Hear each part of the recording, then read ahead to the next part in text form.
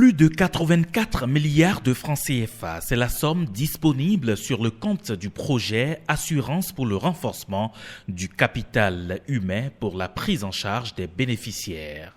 Ce lourd investissement du gouvernement vient contribuer à la mise en œuvre du projet Arche qui vise à secourir les personnes pauvres et extrêmes pauvres. Preuve qu'à travers le projet Arche, le président Patrice Talon accorde une priorité au volet social.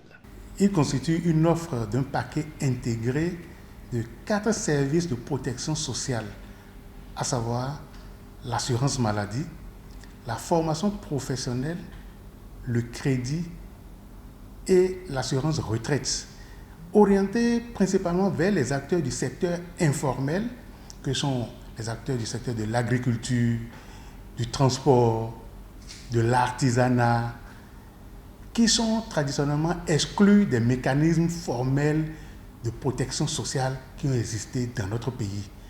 Depuis 2016, la politique budgétaire mise en place par l'exécutif révèle la place accordée à ce projet phare. Dans le programme d'action du gouvernement 1 et récemment encore dans le PAG 2, le gouvernement l'a clairement spécifié. Le programme Assurance pour le renforcement du capital humain, je veux parler du programme H, dont la phase expérimentale vient de s'achever.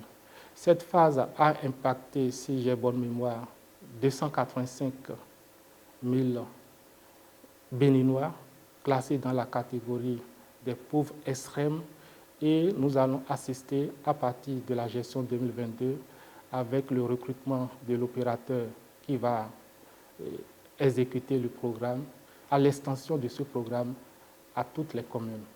Selon les statistiques qui nous sont fournies, plus d'1,1 million Béninois extrêmes pauvres devront bénéficier déjà à partir de 2022 de ce programme.